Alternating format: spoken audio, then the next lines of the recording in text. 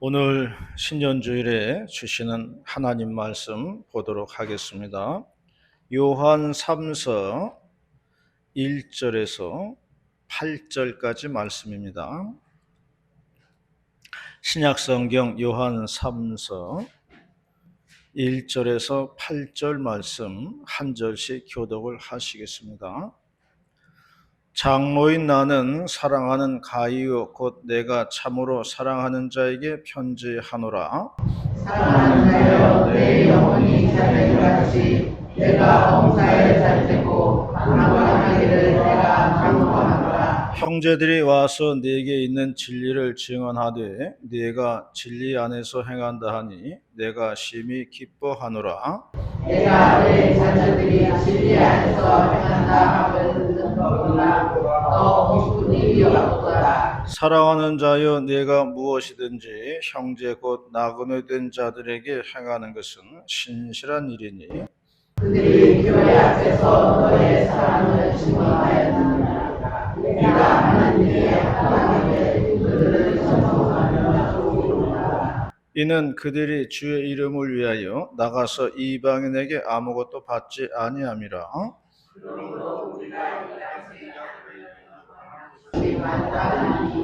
이는 우리로 주님을 위하여 함께 일하는 자가 되게 하려 합니다. 아멘. 새해가 돼가지고 제가 외삼촌 한 분한테 전화를 드렸어요. 이분은 파킨슨 병을 앓는 분입니다. 그래서 지금은 뭐 초기라서 병원 다니면서 재활치료 하시는 분인데요. 그러시더라고요. 지난해까지는 왼손만 이제 조금씩 흔들렸는데 올해부터는 오른손도 이렇게 흔들린다 하는 그런 말씀을 하셨어요. 그러면서 말씀하시기를, 야, 내가 이렇게 돼 보니까 건강이 최고더라. 딴 거 없더라. 그저 건강이 최고다. 관리를 잘해야 된다. 그렇게 말씀을 하시더라고요. 그 말씀을 듣고서 이 세상에서 최고의 복은 건강이로구나 하는 것을 알게 되었습니다. 올해 2024년도에도 하나님으로부터 건강의 복을 받는 성도님들이 되시기를 바라겠습니다. 오늘 신년 주일에 주시는 하나님의 말씀은 하나님의 축복이 무엇인가를 말씀해 주고 있습니다. 오늘 본문 말씀을 통해서 새해 첫 주에 주시는 하나님 말씀 듣도록 하겠습니다. 첫 번째로는 영혼이 잘 되는 것이 복이다라고 말씀을 했습니다. 2절 말씀 다 같이 봉독합니다. 2절 말씀 시작.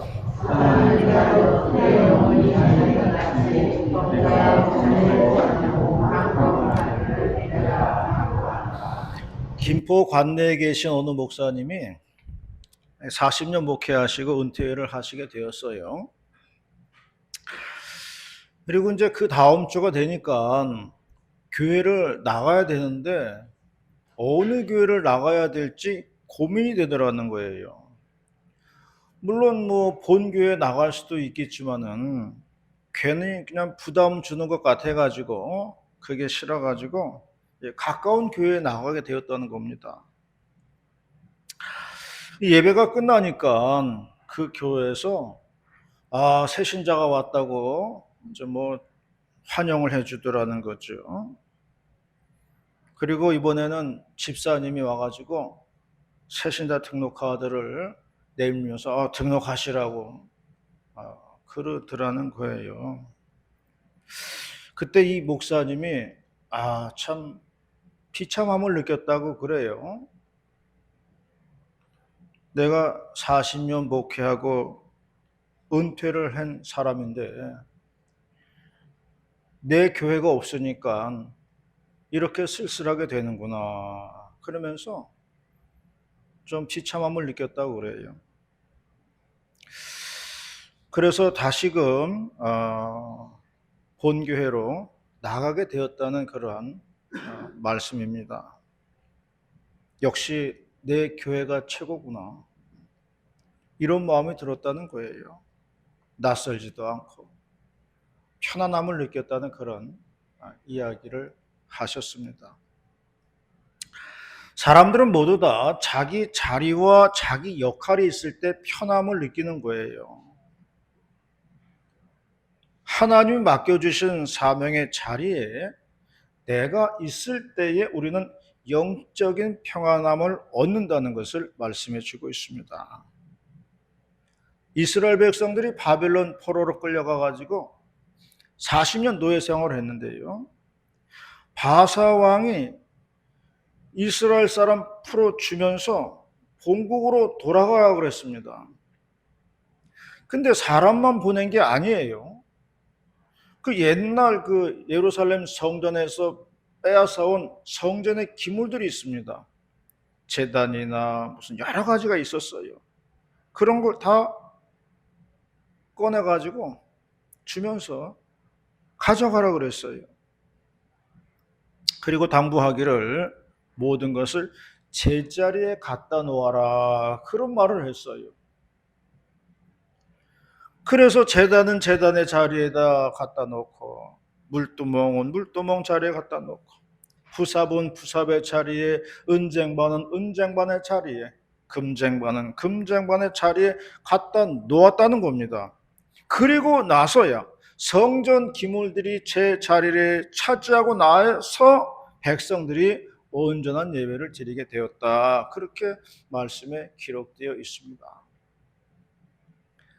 우리에게는 사명의 자리가 있는 것입니다. 하나님께서는 우리에게 섬기라고 한 사명의 자리가 있다는 거예요. 그것이 복이라는 겁니다. 그것이 복인 줄로 믿으시기를 바랍니다. 그것이 영혼이 잘 되는 복이라는 거예요. 내 영혼이 잘 되는 복이라는 거예요.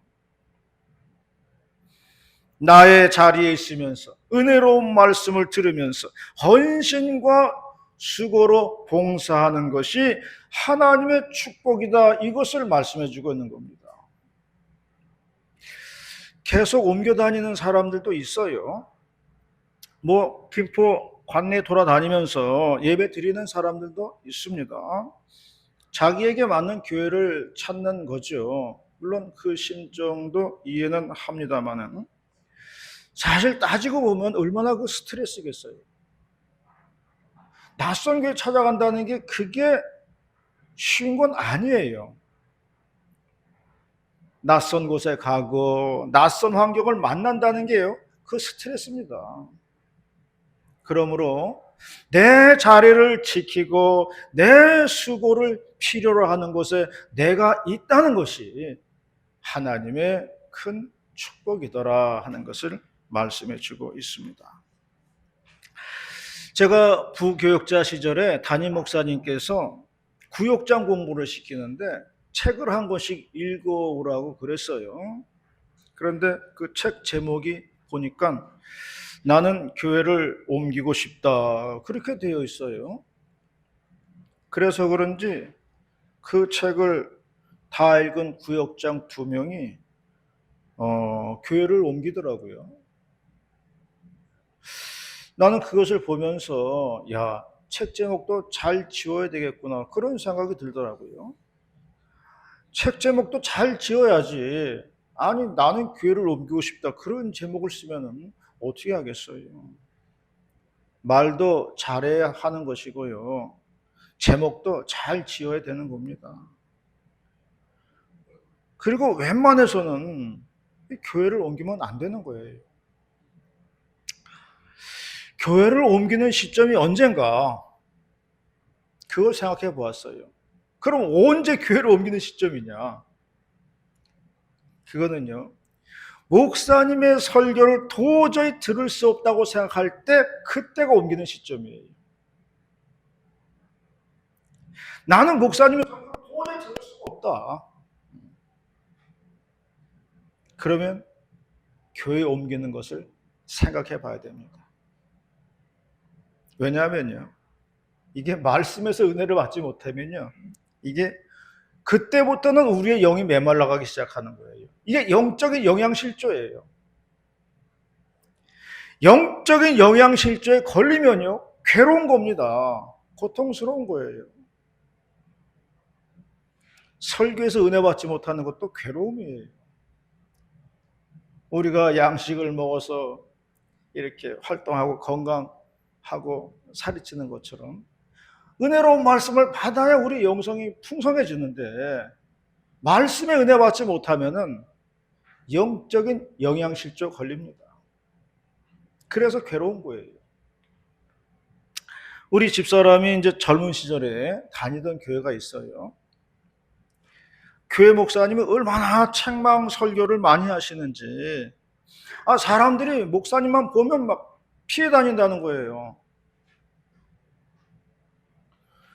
그래서 이제 교회를 옮겨야 되겠다. 도저히 들을 수가 없으니까. 이렇게 마음 먹으면 또 설교 시간에 교회 옮기면은 하나님께서 큰 벌을 내린다. 그런 얘기를 하니까 또 무서워서 옮기지도 못하는 거예요.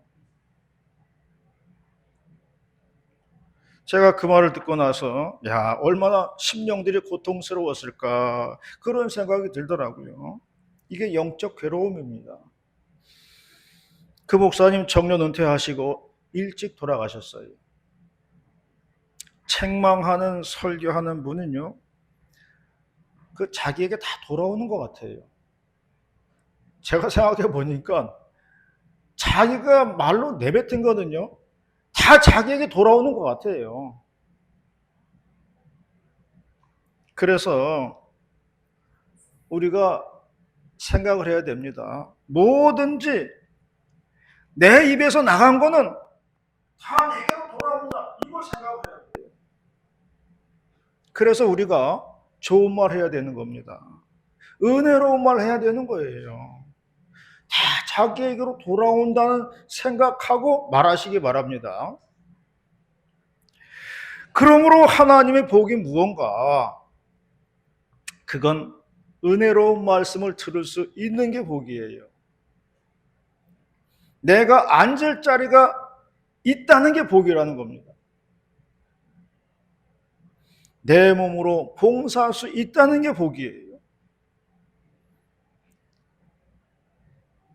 신앙생활 할 수 있다는 게 하나님의 복인 줄로 믿으시기를 바랍니다.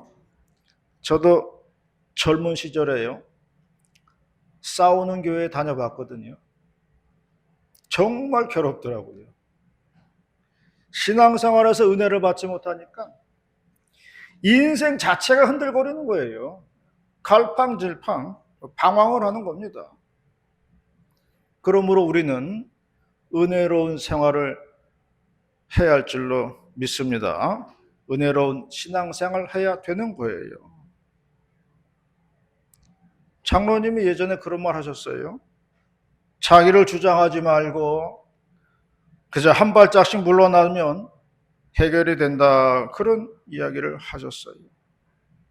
서로 참아주고 서로 이해해주면 되는 겁니다. 은혜로운 신앙생활 남이 가져다 주는 건 아니에요. 우리가 만들어가는 겁니다. 새해도 영혼의 복으로 살아가는 우리 모두가 되시기를 바라겠습니다. 두 번째로 말씀하시는 것은 범사가 잘 되는 것이 복이다라고 말씀을 했습니다. 2절 말씀을 다시 한번 봉독하도록 하겠습니다. 2절 말씀 시작. 사랑하는 자여, 내 영혼이 잘된 같이 내가 범사에 잘되고 강건하게 내가 강건하다. 어떻게 해야 범사가 잘 되는가? 우리는 모두 다 범사가 잘 되기를 소망하고 있어요. 그런데 어떻게 해야 범사가 잘 될까? 비결은 두 가지라고 생각을 해요. 그건 뭐냐면 죄를 멀리하고 하나님을 두려워하면 됩니다. 죄를 멀리하고 하나님을 두려워하는 거예요. 이것이 하나님을 내 편으로 만드는 유일한 방법이라는 겁니다. 여호수아 5장에 보면은 이런 말씀이 있어요. 여호수아가 군대를 이끌고 여리성을 정복하러 이제 가는데요. 길 앞에 웬 장수 한 명이 칼을 들고 서 있는 거예요. 그래서 여호수아가 물었습니다. 너는 우리 편이냐 아니면 적군 편이냐? 그렇게 물어보았더니 그 장수가 하는 말이 아니다. 나는 여호와의 군대 대장이다. 그렇게 말을 했어요. 이 말은 나는 네 편도 아니고 적군 편도 아니라는 거예요. 그래서 여호수아가 물어봤죠. 그럼 제가 어떻게 해야 됩니까? 그랬더니 그 여호와의 천사인 군대 대장이 말하는 거예요. 네 발에서 신을 벗으라는 거예요. 네가 선 곳은 거룩한 곳이라는 겁니다. 그래서 여호수아가 그 자리에서 신을 벗고 하나님 앞에 순복을 하게 되었어요. 그리고 여리고 전투에 나아갔을 때 승리를 거두었다. 그렇게 말씀을 하고 있습니다. 하나님의 천사인 군대 대장은 이스라엘 군대를 도와주러 온 것도 아니고 여리고 사람을 도와주러 온 것도 아닙니다. 하나님의 천사는 하나님 앞에서 신을 벗고 하나님께 겸손하게 엎드린 자를 도와주겠다는 거예요. 그런 사람에게 하나님의 천사가 돕는다는 겁니다. 만약에 여호수아가 신을 벗지 않고 천사의 말대로 따르지 않았다면은 군대 대장은 그냥 떠났을 거예요. 그러므로 우리가 하나님 말씀에 순복하지 않고서 하나님의 도움을 구하는 건 잘못이에요. 되지가 않습니다. 하나님을 내 편으로 만드는 것이 범사에 복을 받는 비결이라는 겁니다. 하나님이 내 편이 돼야 돼요. 그러기 위해서는 여호와 앞에서 신을 벗는 낮은 자세가 필요하다는 겁니다. 이것을 오늘날로 말하면요, 이게 죄를 멀리하고 하나님을 두려워한다는 거예요. 성경은 말씀했습니다. 항상 기뻐하라, 쉬지 말고 기도하라, 범사에 감사하라. 그렇게 말씀했습니다. 이것이 너희를 향한 하나님의 뜻이다라고 했습니다. 그러므로 우리는 범사에 감사해야 할 줄로 믿습니다. 사람들에게 물어봤어요. 요즘 코로나가 어떻게 됐습니까? 그렇게 물어봤더니 없어지지는 않았다고 그래요. 많이 약해진 상태로 있다고 그러더라고요. 오히려 코로나보다는 독감이 세가지고 독감 걸린 사람이 며칠씩 누워있다고 그러더라고요. 그런 말을 듣고 생각해 보았어요. 모든 것은 다 전성기가 있구나. 전성기가 있구나. 아니 그렇게 기세를 떨치던 코로나가 이 모양 이 꼴이 되다니 철학이 됐잖아요.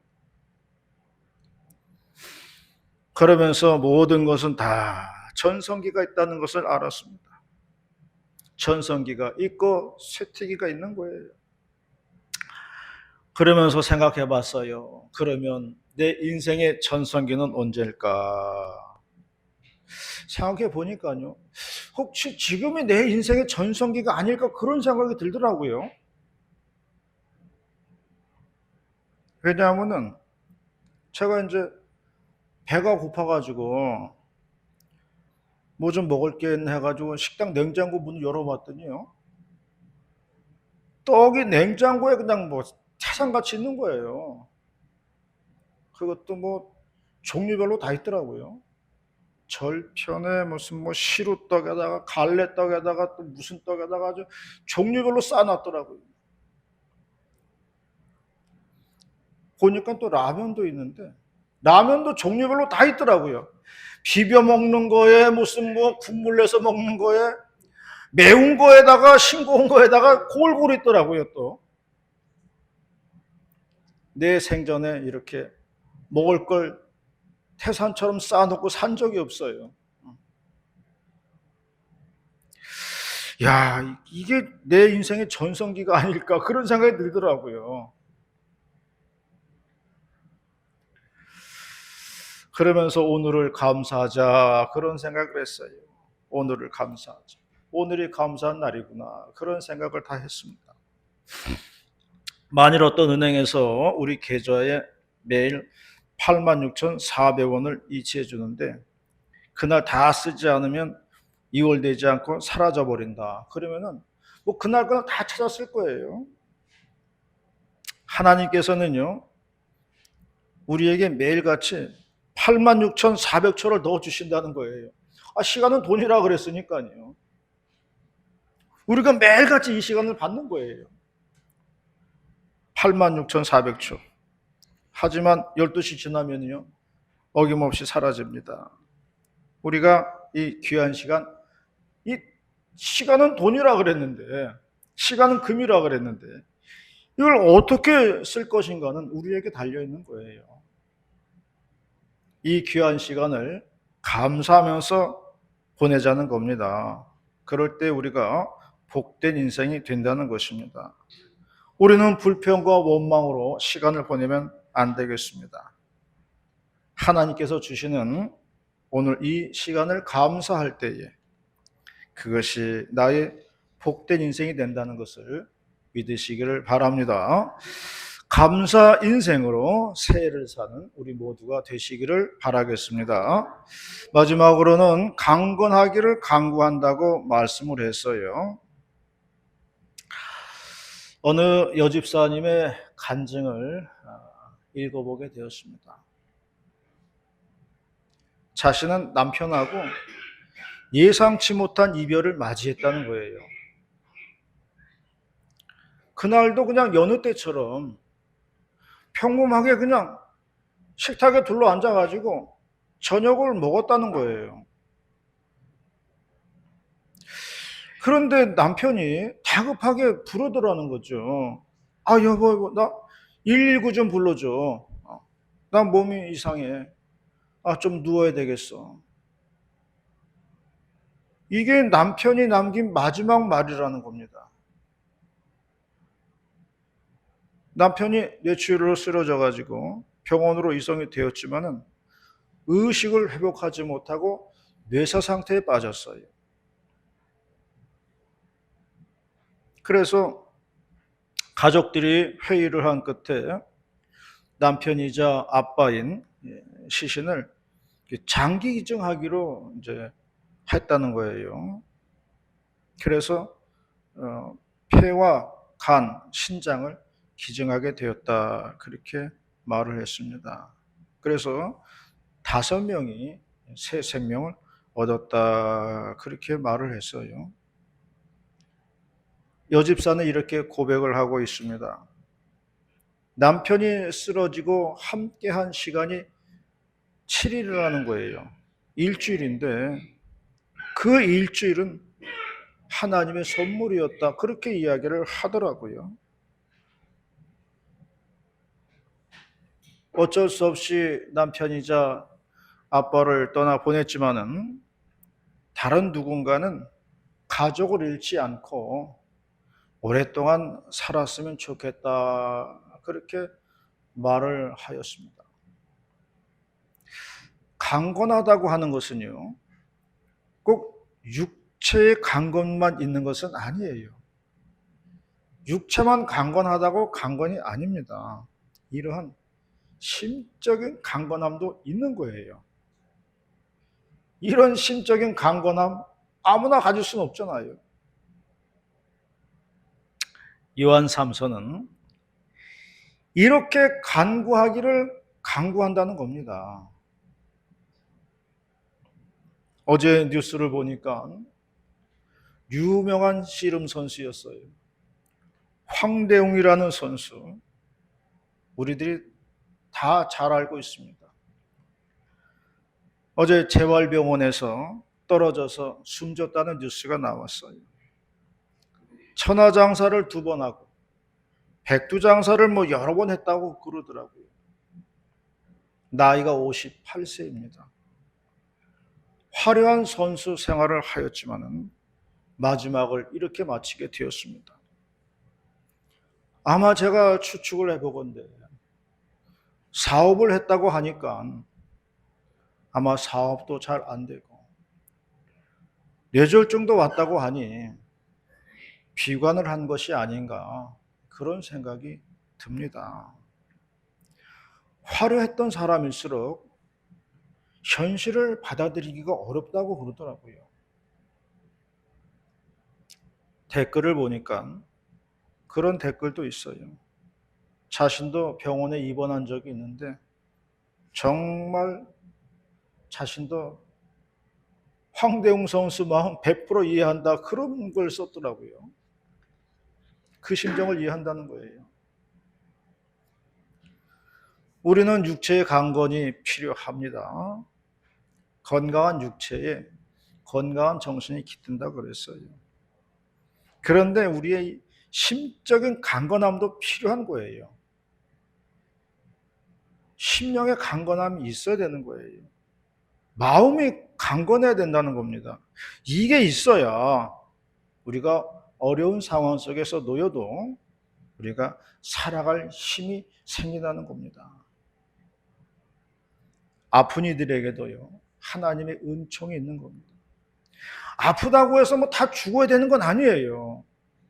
하나님이 아픈 사람에게 주시는 또 은혜가 있어요.